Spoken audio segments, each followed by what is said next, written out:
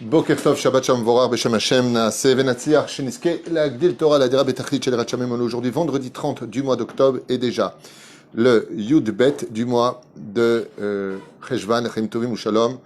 On souhaitera d'abord et avant tout une grande shlema pour Aaron ben Avraham, ce bag Yakar. Bezrat Hashem, Refoua Shema Achlama Meira, Morat Melech Dosha Vatorah Sarata la Batafrad Miriam, Yanai ben Esther, David ben Zara. Bezrat Hashem Yitbarach Vitale Shemo Laad Ulame Olamim. Raphaël ben Mazal. Avec qui on souhaite aussi, Bezrat Hashem, une Achlama Meira. Menucha Nechona Beshiva Yona Bezrat Hashem Me'al Kanfei Ashchina, excusez-moi. Juste un tout petit instant, je regarde quelque chose.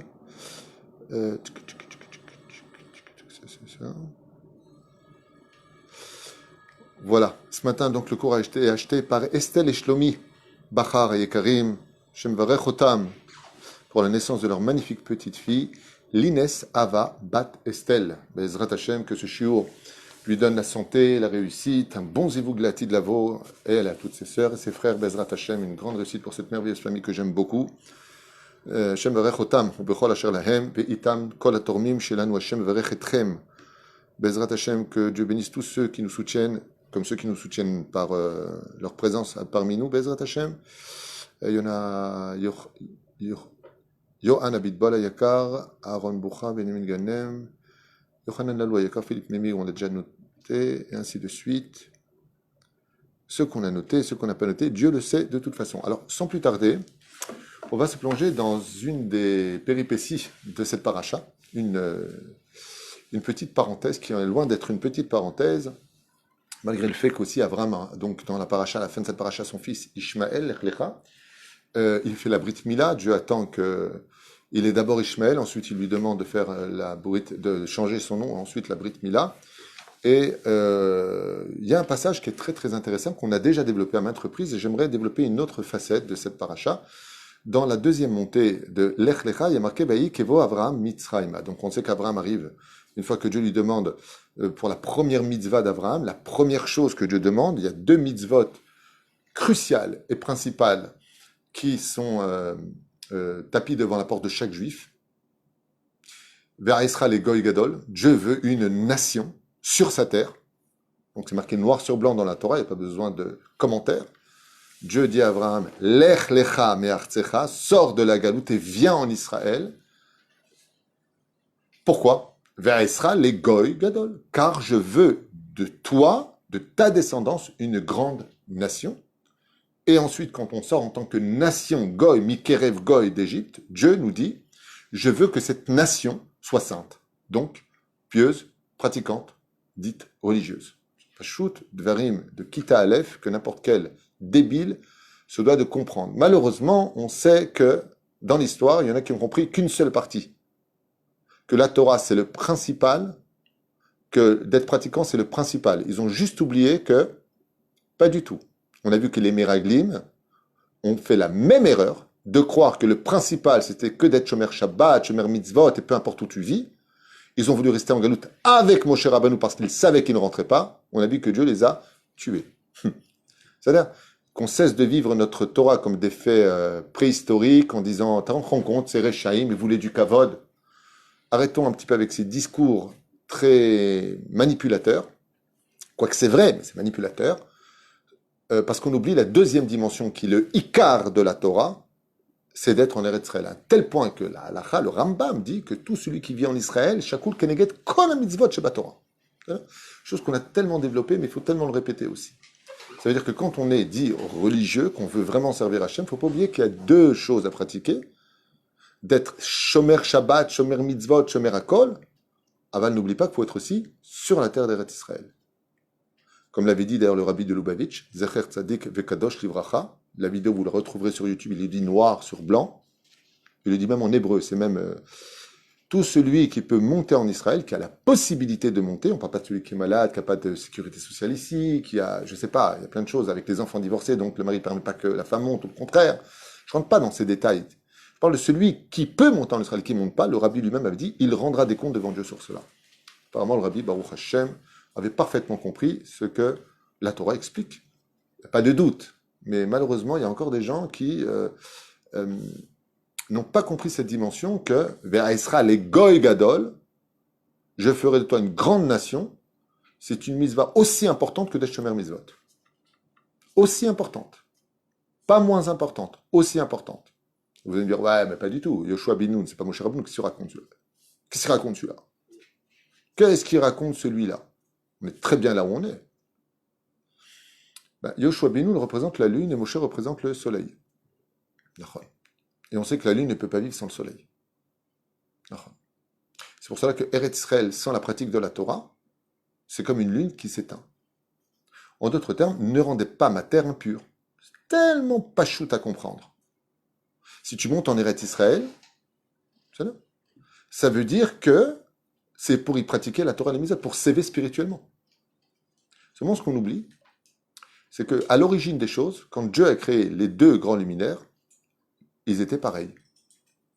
Et comme la lune a dit, mais je comprends pas, on ne peut pas mettre une couronne sur deux têtes, Dieu a rapetissé la lune. Et Dieu a demandé pardon à la lune.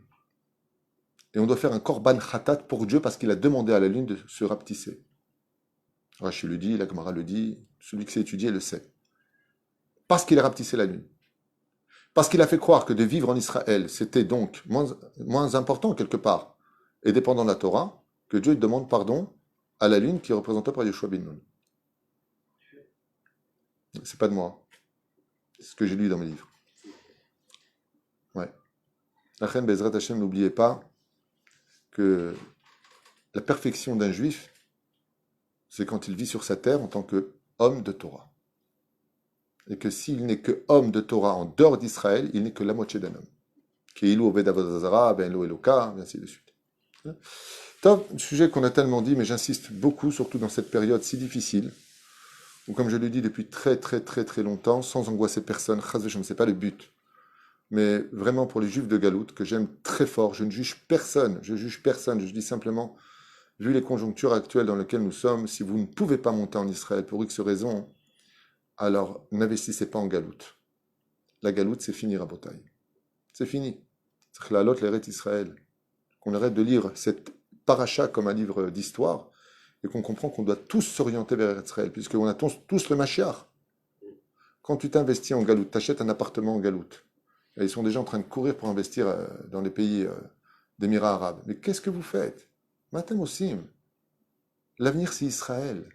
Si vous attendez la Géoula, quelle est la condition du Mashiach? De réunir tous les enfants d'Israël sur la terre d'Israël. Matam Osim. Qu'est-ce que vous continuez à planter vos tentes en Galout? Daïkvar. C'est que la l'autre, l'Eretz Israël. Alors je voulais simplement vous dire de bien vous protéger, Bezrat Hashem, de vous renforcer dans la Torah et les mitzvot. Je vous le conseille vivement. Comme dit la Gemara dans Sanhedrin, qu'est-ce que fera un homme à la fin des temps? Qu'est-ce qu'il fera pour être sauvé de Gog ou Magog? Comme je l'ai expliqué il y a déjà 6 ans, qu'on m'a fait des pancartes, voilà ce qu'il a dit sur Rav. En attendant, je me suis trompé dans rien de tout ce que j'ai dit. Rien, vous pouvez tout vérifier ce qui a été dit, vous pouvez voir aujourd'hui ce qui se passe. Il y a même des goïms qui m'ont appelé et qui m'ont dit, mais vous êtes prophète? Je lui ai dit non, j'ai simplement lu la Torah. J'ai cité des versets des prophètes de ce qu'il y aura à la fin des temps. La guerre de l'Orient et de l'Occident. C'est pas moi qui l'ai inventé. Ishmaël se lèvera contre Esav, c'est marqué dans mes livres. C'est pas moi qui l'invente. Ah, t'as vu ce qu'il a dit? J'ai rien dit de mal. J'ai simplement cité des versets où j'ai dit, ils les égorgeront à la fin des temps. J'ai menti. J'ai dit ce qu'il y avait marqué. Il y aura quelque chose qui se passera dans ce domaine où Ishmaël va se lever contre Esav. Et j'ai posé la question, pourquoi Dieu fera ça? Voilà ce que j'ai dit. J'ai expliqué les shiurim. Et là, je voudrais m'adresser à mes frères juifs, Bezrat Hashem, en ce vendredi, de leur dire, Béhémet, daille avec les fautes sexuelles, daille avec les guerres à la maison, daille avec toutes sortes de situations dans lesquelles on se complaît. Si au moins vous ne pouvez pas monter en Eretz Israël, pratiquer la Torah et les mitzvot, même par intérêt d'être sauvé pour la fin des temps. Shabbat, Yom Tov, respectez vos épouses, les épouses respectent les maris. Mettez vos enfants comme vous le pouvez dans des écoles au moins où il y a de la Torah. Et si vous n'avez pas les moyens, au moins le dimanche, qu'ils aillent au moins étudier au Talmud Torah quelque chose. Reprenez-vous en main, peuple d'Israël, parce que nous sommes dans un virage de l'histoire historique, mais qui peut devenir hystérique. La reine Bezrat Hashem, moi encore une fois, je ne suis pas ni votre père, ni votre conseiller, ni votre rab, je ne suis rien du tout. c'est un message d'amour. Celui qui ne peut pas monter en Eretz Israël le plus vite possible, dans les meilleures conditions possibles, là où il est, Dieu, il abandonnera pas son peuple. Juste une chose. Tenoroz l'Elohim. Donnez de la force à Dieu. Donnez-lui des mitzvot. Faites la paix entre vous. Ne parlez plus les uns sur les autres. Protégez votre lachon hara. Ça suffit avec ça. Si vous n'avez pas réussi votre mariage, au moins réussissez votre divorce. Si vous n'arrivez pas à vous renforcer dans certaines mitzvot de la Torah, prenez au moins ce que vous pouvez. Parlez avec Akadosh Baruch Hu. Renforcez-vous là où vous êtes. Parce que seule la Torah et les mitzvot vous protégera. Il n'y a que ça qui vous protégera. Il n'y a que ça qui protégera un homme. Ne plus parler dans les bêtes knessiot, d'avoir du respect vis-à-vis de tout le monde.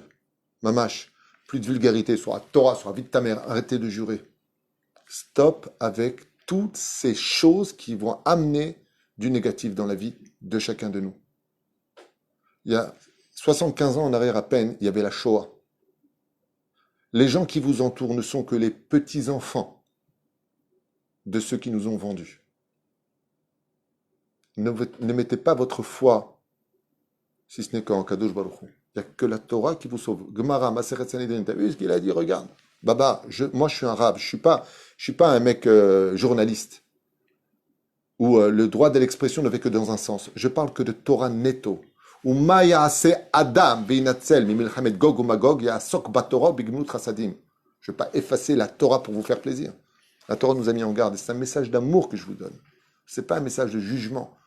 Nous, au contraire, tout ce qu'on va faire, c'est aider le maximum de juifs à mieux réussir sa alia, à monter le plus possible.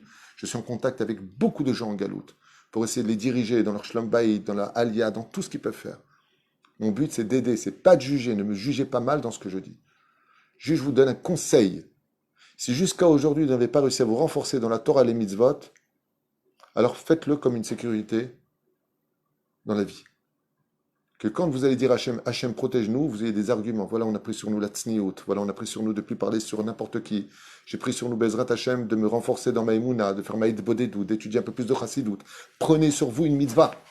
Prenez un magen. C'est un bouclier. Parce que quand tout ça démarra, la Gemara nous dit il n'y a que Dieu qui pourra vous sauver. Ne comptez ni sur la police, ni sur l'armée, ni sur quoi que ce soit. Il n'y a que Akadosh Baruch Hu qui nous sauvera. Même si je trouve du fond du cœur que Béhémet, après tous les séminaires avec des centaines de personnes dans les salles que j'ai rencontrées, soyez fiers de vous, Am Israël. Béhémet, Mikol Alev, Meredze, mais Alev Sheli. Il n'y a pas comme vous. Il n'y a pas comme les Juifs. Que Dieu vous bénisse, que Dieu vous protège. Béhémet, il n'y a pas comme vous. Avec toutes les souffrances que vous avez endurées, avec toute cette haine, tous ces mensonges médiatiques sur nous, que Dieu vous bénisse. Vous êtes grands. Mais protégez-vous de l'assimilation. Protégez-vous en pratiquant la Torah et les mitzvot. Surtout Shabbat. Mettez un accent particulier sur Shmirat Shabbat. Accrochez-vous à vos rabbanim, Bezrat Hashem. Posez-leur des questions si vous avez besoin. Mais surtout, orientez-vous pas vers Eretz Israël. C'est pas la peine de partir au Canada, à Los Angeles, aux Émirats Arabes, ou je ne sais pas ce qui se passe. C'est ici que ça se passe. L'Ech Lecha va pour toi. Pour une fois dans ta vie, pense à ton âme. Eretz Israël, c'est pas un pays comme les autres. Il y a du balagan ici, il y a aussi des meurtres ici, il y a aussi des viols ici, il y a tout ce que tu veux, mais on est chez nous. Mieux vaut un petit chez soi, un peu balagan qu'un grand chez les autres, où tu ne seras jamais chez toi. Je finis cette parenthèse, c'était pas du tout prévu, mais je sais pourquoi je dis ça. Ezrat Hashem Yitbarach. Tov. Hashem Varech Etrem. Nous, en tout cas, moi je vous l'affirme tous les jours dans ma prière. Shaharit Mincha Arvit, je prie pour vous. Tous les jours. Bechol Atar Ve'atar. Que je vous protège chaque juif, qu'il n'y ait pas un seul cheveu d'un juif qui tombe. Que Dieu vous protège. Que Dieu vous donne tout ce dont vous avez besoin. Mais si vous n'avez pas ce qu'il faut, il y a une chose que vous pouvez donner. C'est de l'amour l'un pour l'autre. Ce qui manque dans cette génération, c'est un peu plus de kavzechut, les uns sur les autres. Am Israël, Kedoshim, Tishpetu et Kol Echad le Kavzechut. Bon, j'ai fini. Avatrinam. Vayehi Kevo Avram. Nous sommes dans le verset Yud-Dalet, chapitre 12. Et il fut quand vint Avraham Mitzraïma en Égypte. Vaïrou Mitzrim, les Égyptiens, donc les gardiens, la police, si vous préférez, des frontières, et Haïcha, qui a failli Meod, car elle est extrêmement belle. Ok. Comment ils l'ont vu? Tout le monde connaît le Midrash, on en avait déjà parlé, qu'Abraham avait caché sa femme dans une malle. Et quand la douane a voulu ouvrir la malle d'Abraham pour voir ce qu'il y avait dedans, Abraham proposa l'équivalent d'or de ce qu'aurait pu contenir cette malle pour ne pas qu'ils ouvrent. Et les Égyptiens ont dit, si tu es prêt à payer des kilos et des kilos d'or pour ne pas qu'on ouvre cette malle, c'est que ce qu'il y a à l'intérieur vaut plus que tout l'or du monde. Ça, c'est un homme qui aime sa femme. Pour Abraham, sa femme vaut tout l'or du monde. Il n'y a rien qui passe avant. Qu'est-ce qui s'est passé exactement? Avraham etiv ba'avora, et là on apprend ce que dit la Gemara dans Baba Metzia 59 Amoud Aleph, où Avraham etiv ba'avora. Car Abraham sait une chose que les hommes oublient souvent, c'est que son mazal, le mazal d'un homme, c'est sa femme. Et donc on voit combien Abraham ici est prêt à protéger sa femme de tout. Vous allez me dire, enfin vous ne connaissez pas ma femme. Hein. Ma femme c'est pas Sarah. Hein. Ouais, mais toi t'es pas Abraham. Ou Avraham etiv ba'avora. La Gemara nous dit une chose que j'ai tellement dit, mais c'est pas grave. Tant que c'est encore d'actualité, il y a besoin de le dire. On a le droit de ne pas être d'accord avec sa femme, mais on n'a pas le droit de manquer de respect à son épouse. Ni par un geste, ni par des mots.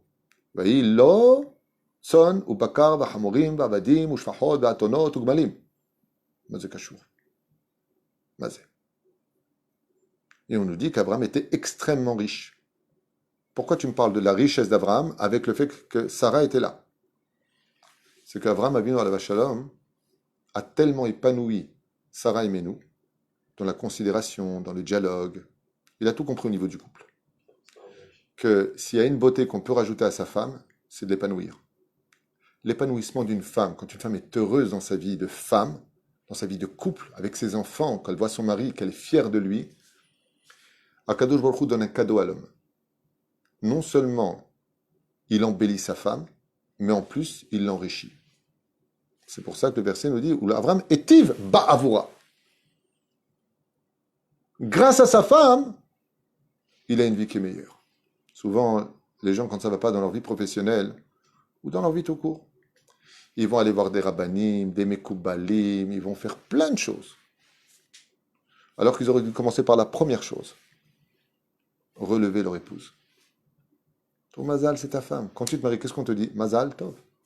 Shelecha tov b'chaim. Vayi lo tzon bakar. Et Dieu a comblé Abraham grâce à sa femme. Vayenaga Adonai el paro negaim gdolim ve'et beto. Alors qu'est-ce qui s'est passé ici? Si je reviens un petit peu, pardon, Vayi kaasher ikriv lavo mitzram avemer el sarai ishto inena yada'ati ki isha yefat mare'at. Voici maintenant que je sais que tu es belle, j'ai fait déjà plusieurs cours sur ça. Je reviens juste un tout petit récapitulatif sur le sujet. C'est que Avraham Avinu alav shalom, on a l'impression aussi qu'il découvre pour la première fois de sa vie Sarah. Il y en a qui disent que Sarah était une telle beauté que Avraham Avinu, pour ne pas sortir de son étude, pour ne pas être troublé, comme un jour m'a dit un pote comme ça, un jour il m'a dit, ma femme est tellement belle que je ne pense qu'à elle, partout où je vais, je n'arrive pas à étudier, je vais tout le temps près d'elle. Il y en a qui disent qu'Avraham Avinu alav shalom, c'est travailler sur ce sujet-là. Alors si on rentre un petit peu dans le côté ésotérique des choses, je voudrais revenir sur un enseignement que j'avais déjà donné, mais qui a peut-être été oublié ou pas revu, donc comme ça très, très brièvement, de Rabbi Yaakov Moshe Harlap, Zecher Tzedek Kadosh Ibracha, dans son livre Memarom. Et là-bas, lui, il dit que pour comprendre ces versets-là, il faut rentrer dans une très très grande dimension de Gilgulim, de réincarnation, pour comprendre pourquoi Abraham découvre ici la beauté de sa femme. Alors, qui disent qu'en réalité, le voyage, il fatigue, donc la femme automatiquement perd de sa beauté quand elle voyage, mais même Sarah est fatiguée ou n'importe quoi, elle est toujours belle. Rien à faire.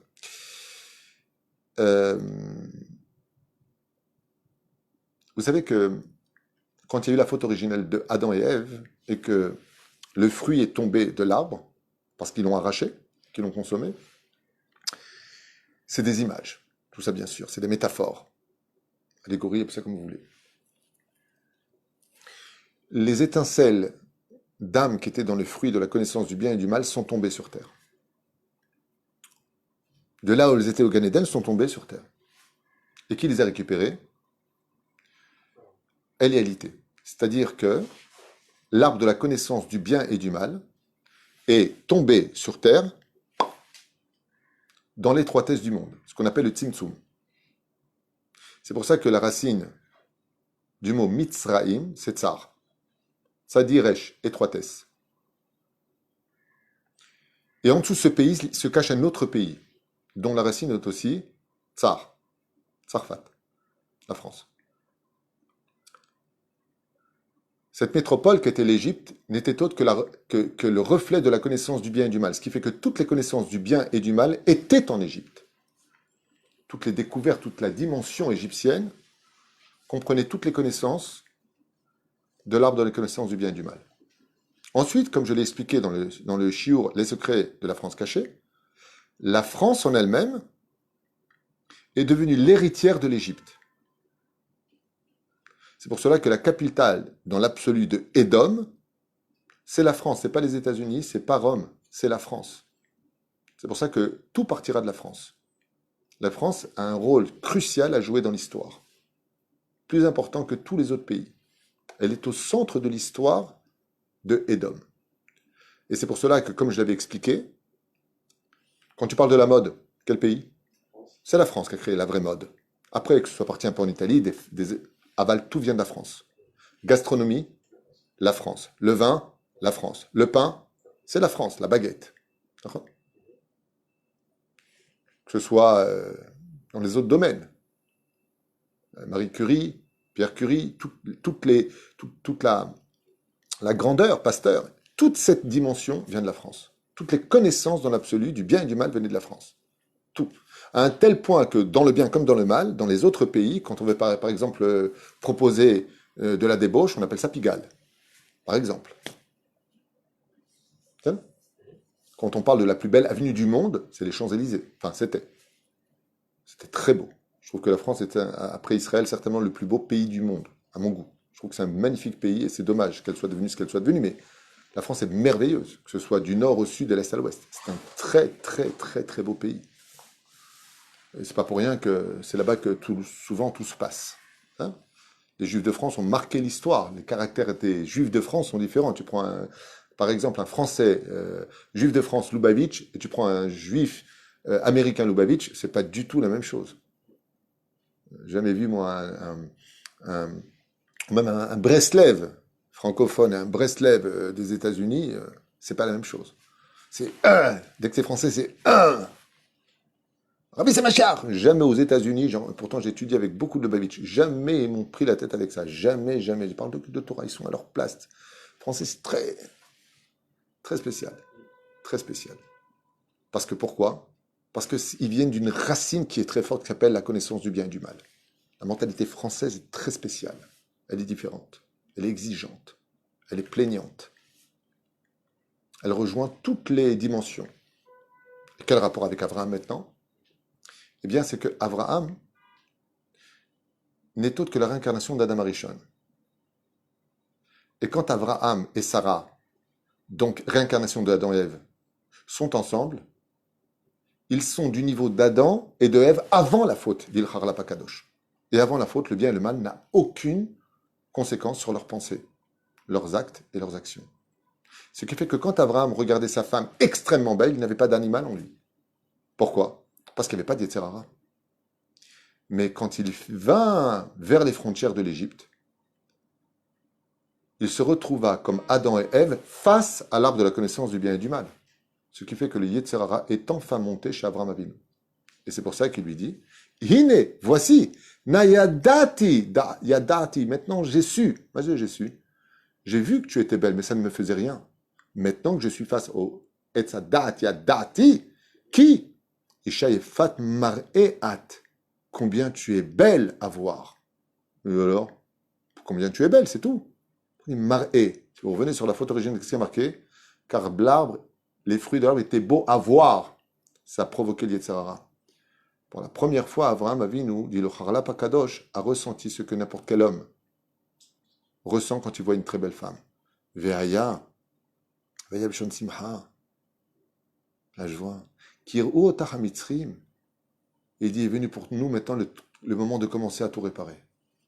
Car quand les Égyptiens vont te voir, Amrou, Ishtozot, Varguoti, Veotach Yechayu, ils vont me tuer, comme la faute originelle nous a apporté la mort, pour ta beauté. Car les gens deviennent fous face à la beauté des femmes. Imrina achotiyat lemani tavli ba'avurech behaita nafshi biglalech. Alors dis que tu es ma sœur, mon âme sœur. Ma perouche davar, achotiyat. Abraham Avinu, il dit à sa femme, tout comme un homme, il chasve shalom, il couche pas avec sa femme, il ne fait pas de sa sœur, pardon, je me suis trompé, tout comme un homme ne fait pas de sa sœur sa femme, alors sache qu'il faut qu'on fasse teshuva. Que le côté animal qui est en nous ne remonte pas, chasve shalom, et que nous ayons une relation d'âme-sœur. C'est-à-dire que les sentiments que j'ai pour toi ne soient pas pour ta beauté, mais pour ce que tu es. C'est un moussar est-ce qu'elle est extraordinaire ici, que explique le Harlap Kadosh. Mais il va plus loin que ça. Si je prends le livre qui est derrière moi, Otsar, les trésors des merveilles de la Torah, il nous apprend un chidouche extraordinaire sur ce qu'a fait Abraham. Quand il a vu sa femme ici, qui était très très très très très belle, il l'a peint en noir. Car les Égyptiens à cette époque étaient de couleur noire. Ça n'a rien à voir avec le racisme, on ne parle pas des gens de couleur. J'explique ce que dit la Torah de ce qu'a fait Abraham. Et il l'a peint en noir. Pourquoi ? Pour que justement les Égyptiens ne voient pas une femme aussi belle que l'émanation que sortait du visage hors du commun de Sarah et Menou. À un tel point que la Gemara nous dit que la beauté de Sarah était si grande que n'importe quelle femme qui viendra après elle, à côté d'elle, ressemble à un singe. Aussi belle soit-elle. Donc en parlant d'une beauté qui est très spéciale. Et malgré tout, dans le livre Otsar Pelaot Torah, il ramène là-bas que Abraham a tout fait pour enlaidir sa femme. Il a tout fait. Ce qui fait qu'il lui a fait un visage très sombre, désagréable. Et voilà ce que nous dit. Voyez, Kevo Avraham Mitzrama Viru Amitzrim qui Aisha est fail maré. Waouh, la femme est ode. Malgré le fait qu'Avraham ait tout fait pour que sa femme soit laide, elle avait une beauté en elle qu'il n'était pas capable d'en les dire. Et là-bas, il dit pourquoi ? Il dit non seulement Sarah était une femme toujours heureuse, elle était épanouie, ce qui fait que tu pouvais faire ce que tu voulais de son visage. Mais elle avait surtout Chutz el Chesed al Panea. Elle avait la Shechina avec elle. Et quand Dieu se dépose sur le visage d'une femme, tu peux l'enlaidir au plus haut degré. Sa beauté ne bouge pas. Et ensuite, bizarrement, qu'est-ce que vont faire les Égyptiens ? Ils vont les emmener aux ministres de Pharaon. Et les ministres de Pharaon, qu'est-ce qu'on lit d'eux ? Eh bien, juste un instant. Saré Paro, donc les ministres de Pharaon l'a vu, va il louota el Paro. Et ils la louèrent tout de suite à Pharaon. Paro. Et la femme fut emmenée dans la maison de Pharaon. Pourquoi ? Parce qu'ils lui ont retiré la couleur noire qu'Abraham lui avait fait. Et là, ils ont découvert la beauté hors du commun du visage de Sarah Imenu aléa Shalom. Et là, ils ont dit, là, on va gagner beaucoup d'argent. Comme ils étaient cupides, ils l'ont emmené à Pharaon. Abraham est Ivabora. Et Pharaon, combien de temps il va la garder dans sa chambre ? 6 mois. Alpi Kabbalah, pourquoi 6 mois ? Maintenant, Abraham va rester en Égypte 6 mois. Okay ? Pendant 6 mois. Pourquoi Dieu l'a laissé 6 mois, Sarah dans la chambre de Pharaon ? Chaque fois que Pharaon essaiera de s'approcher, il prendra des coups très violents de la part de l'ange Gabriel qui protégeait Sarah. Il va tout faire pour lui promettre les plus grands trésors de ce monde. La mettre sur tous les Facebook, les Twitter, les Instagram et piquer collégramme. Lui promettre tous les trésors du monde entier. Mais qu'est-ce qu'on découvrira ? Eh bien que Sarah était reine du monde. Elle vivait dans le palais de Pharaon et Pharaon l'avait décrétée reine d'Égypte. Pourquoi tu fais ça, Hachem ? Pourquoi tu laisses une telle chose se faire ? Les Chachamim nous disent parce qu'elle devait préparer la 6e sphira en Égypte. 6 mois pour préparer la 6e sphira. Venez, on compte ensemble. Chesed, Givora, Tiferet, Od, Netzach, Yesod, Yosef Hatzadik. Elle était venue en Égypte Et Akadosh Baruch Hu lui a dit pendant 6 mois, un mois pour réparer chaque sphira. Est-ce que c'est exactement le travail que va faire Sarah Imenu à Shalom? Non seulement elle était belle de corps, de visage hors du commun, mais elle était belle d'une beauté sans pareil au niveau de sa neshama, car elle était la réparation absolue de Ève. Et c'est pour cela qu'elle a dû rester 6 mois dans le pays du Etzadat pour réparer justement les 6 sphirotes qui étaient détruites et tombées dans la faute originelle. Jusqu'à ce que Yosef, lui-même, réincarnation d'Adam Arishon, vienne réparer totalement Sfirat HaYesod. Et pourquoi Sfirat HaYesod? Parce que la faute originelle, eh bien, c'est que Ève a couché avec le serpent, comme ça dit la Gemara. Dans 3 endroits différents d'ailleurs. Anachash Hashem Ishiani, Altikra Ishiani et la Issiani, qui s'est marié avec moi. D'où la naissance de Caïn, au niveau de l'âme, qui n'est autre que le fils du serpent et non pas de Adam. Au niveau physique, c'est le fils d'Adam. Au niveau Neshama, c'est le fils du serpent. C'est pour ça qu'il est mauvais, Caïn. Et ainsi donc, Sarah ici, qu'est-ce qu'elle est venue réparer? Sfirat HaYesod. Et chaque fois que Pharaon voulait aller vers elle comme un fou, Akadosh Baruch Hu le frappait dans le Yesod. Là où on ne peut pas s'approcher. Vous me posez la question pourquoi je vous parle de ça et en quoi nous, ça peut nous aider en 2020, vendredi 20 du mois, pas quoi. C'est qu'on voit que tout le but de la création de la femme, c'est de réparer le Yesod. La femme, Bezrat Hashem, doit être belle pour son époux, mais ne doit pas chercher à se montrer, et qu'elle doit mettre un terme au tikkun de Sfirat HaYesod. De vivre une vie amoureuse et de Shlom Bayit avec son mari, d'être présente pour son mari, Bezrat Hashem, qu'elle le sauve de la faute, et qu'elle prépare le terrain pour l'avenir, des enfants qui soient dans la Torah, les mitzvot et les bonnes actions. Cet exemple qui nous est donné ici, c'est paragraphe très important du Harlap HaKadosh. C'est pour réveiller dans tout le peuple d'Israël que tout ce qu'a fait Dieu dans ce monde pour nous, c'est pour qu'on le répare, qu'on l'arrange et qu'on le rende meilleur. Et que quand une femme, Hazve Shalom, met tous ses avantages au service de la Sitra Hara, alors elle réinclut le Etzada dans ce monde et recule la Géoula. Et Sarah, il dit, le Pelaot, Otsar Pelaot à Torah, il dit, pourquoi est-ce que Sarah, elle aurait pu dire à Akadosh, sors-moi d'ici tout de suite, elle aurait prononcé le nom de Dieu, elle serait sortie. Elle est restée. Pour réparer le Yesod, qui va permettre à Yosef plus tard de venir en Égypte, devenir vice-roi d'Égypte. Ça veut dire quoi? Comme il se fait Yesod, c'est-à-dire gagner la guerre contre la faute de la débauche qui vivait en Égypte. Médina, Shtufa, Zima. Un pays imbibé de quoi? De débauche. Et c'est pour ça que, grâce à Sarah et Menou, Yosef Hatzadik, disent les Chachamim, va pouvoir faire tout son tikkun jusqu'à faire la Brit Mila à tous les Égyptiens et toutes les peuplades, les 70 peuplades qui vivaient d'Afka en Égypte, dans cette métropole gigantesque de la connaissance du bien et du mal.